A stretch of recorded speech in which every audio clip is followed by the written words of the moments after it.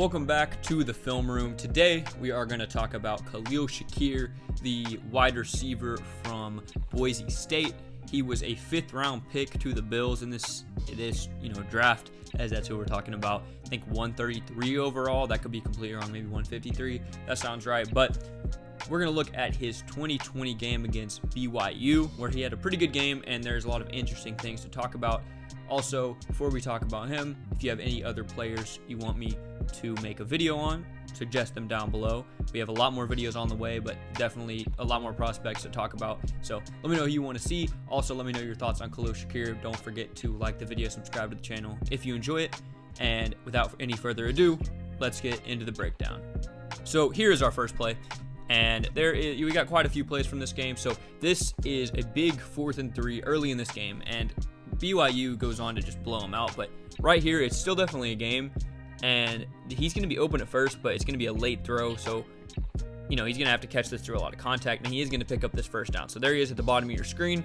And we're going to see what he can do here, as he ran a lot of drags in this game. And see, not the greatest route of all time, but he didn't really have to. They kind of cleared it out for him. We'll watch it from this angle.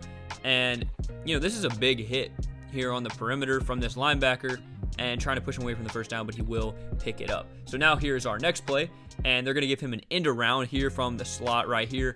And it's pretty good speed, and he bends well into the gap, as we're going to see he gets it right here. And he's got to bend with these blockers up this gap right here. There's a guy right here who's trying to tackle him, of course, and I think he does a very good job staying pretty elusive on this run.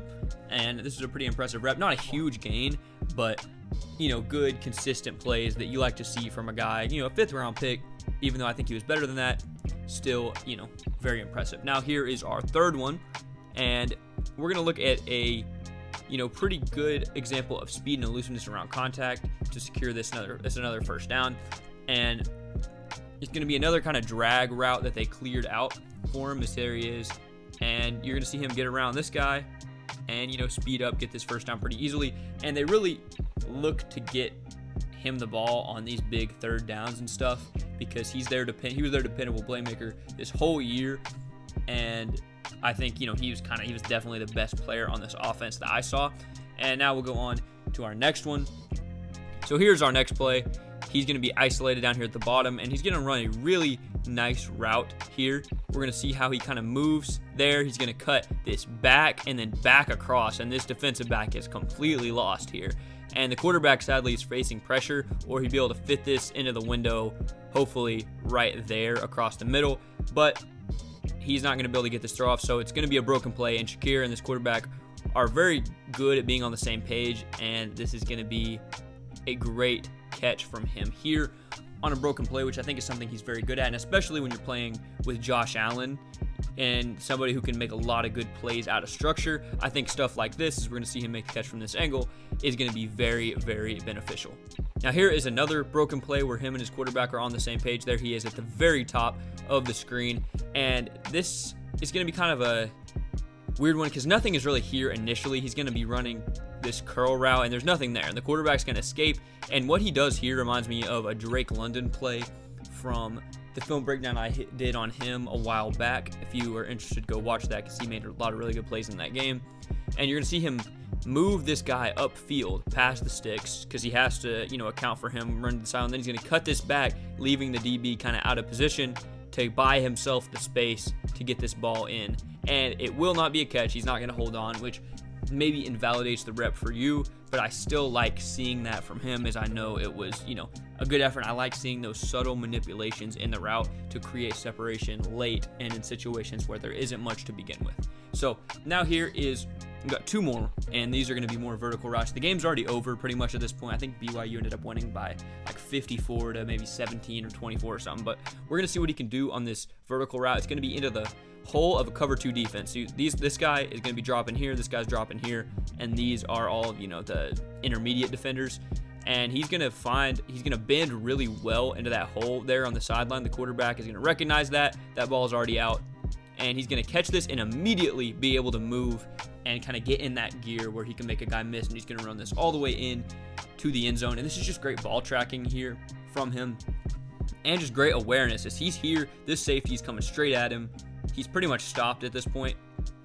And he's going to be able to catch this and immediately get his eyes on this defender and just put him on skates. I mean, he can't even get up after that, and that's going to be a great touchdown catch from him, something that I love to see kind of in that big play category that he can hopefully translate to the next level. And now here is our last play.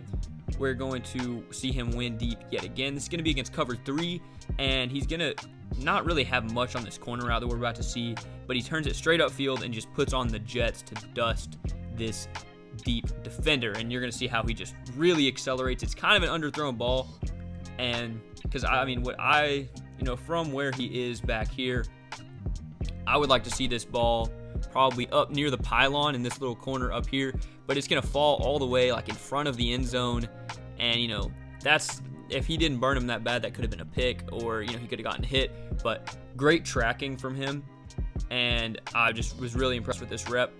So that's going to be, this is our last play of the video. And now let's wrap up my thoughts on him and what he can bring to this Buffalo Bills offense. Obviously, for a 5th round pick, I think he was incredible value, and I think he's going to do a lot of good things. That receiving core is odd, I guess that you could say. I mean, they have Stephon Diggs. I think they brought in Jamison Crowder, who is a very good player.